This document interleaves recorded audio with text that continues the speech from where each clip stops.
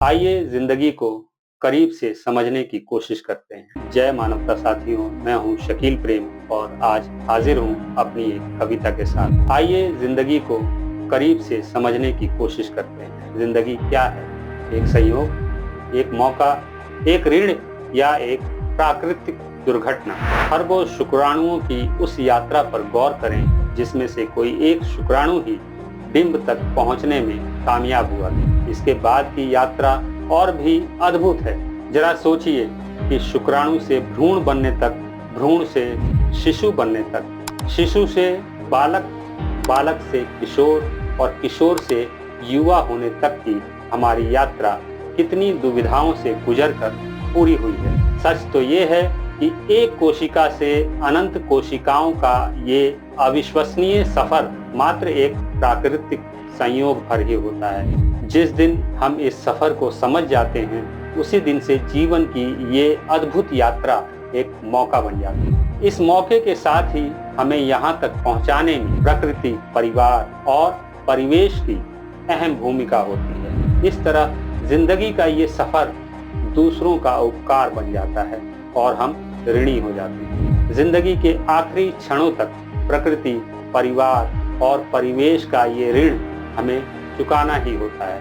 यदि ये कर्ज चुकाए बिना हम समाप्त हो जाते हैं तो हमारी जिंदगी इस धरती के लिए एक नेचुरल डिजास्टर ही साबित होती है। दो जिंदगियों के कुदरती मिलन के नतीजे में शुरू होती है तीसरी जिंदगी। चेतना और विचार मिलकर इस मामूली जिंदगी के इर्द गिर्द गढ़ते हैं मनोविज्ञान, जिससे तैयार होता है एक इंसान। परिवार और परिवेश से उपजी सही या गलत जानकारियों पर आधारित मनोविज्ञान ही व्यक्ति के व्यक्तित्व का निर्माण करता है। व्यक्ति चित्रकारी करे या बलात्कारी बने, ये परिवार और परिवेश से बने व्यक्ति के मनोविज्ञान पर ही निर्भर करता है। आदमी अपनी जिंदगी को कैसे देखता है, ये उसकी इसी साइकोलॉजी पर ही निर्भर होती है। अब आप सोचिए कि जीवन के बारे में आपकी साइकोलॉजी क्या है। आप रिश्तों के साथ जीना चाहते हैं? आप दौलत के ढेर पर बैठना चाहते हैं? आप सत्ता के शीर्ष तक पहुंचना चाहते हैं? या आप सब कुछ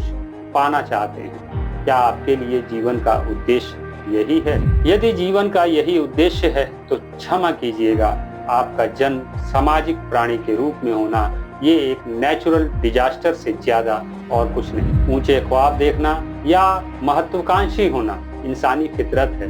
ये पार्ट ऑफ एवोल्यूशन है, इसमें कोई बुराई नहीं। लेकिन संवेदनाओं से परे होना ये इंसानी फितरत नहीं।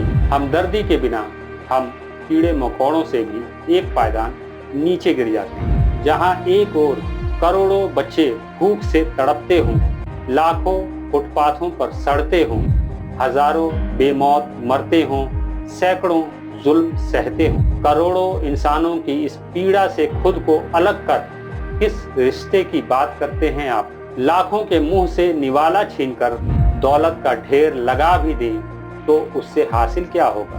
मजलूमों की लाशों पर सियासत की ऊंचाइयों को छू भी लें तो आपकी जिंदगी और गुबरैले की जिंदगी में क्या अंतर रह जाएगा? खुद के लिए सब कुछ पा लेने की चाहत में दूसरों का बहुत कुछ तबाह कर आप क्या जीत लेना चाहते हैं? भोजन, सुरक्षा और प्रजनन के लिए संघर्ष यही जीवन का आधार है। पशुओं की जिंदगी के मायने बस इन्हीं तीन प्राकृतिक आवश्यकताओं की पूर्ति के लिए ही होते हैं। एक इंसान के लिए भोजन, सुरक्षा और प्रजनन के लिए संघर्ष ही जीवन नहीं हो सकता। मनुष्य जीवन का उद्देश्य इससे थोड़ा तो ऊपर होना ही चाहिए। मेरी नज़र में इंसानी जिंदगी संघर्षों की बुनियाद पर खड़ी वो इमारत है जिसके 4 पिलर हैं: प्रेम, जुनून, संवेदना और जिज्ञासा। मैं समझता हूँ जिसके जीवन के ये 4 पिलर कमजोर हैं, उसकी जिंदगी जिंदगी नहीं बल्कि एक नेचुरल डिजास्टर ही है। आज के लिए बस इतना ही। मिलते हैं अगले वीडियो में, तब तक के लिए इजाजत दीजिए। इंसानियत जिंदाबाद।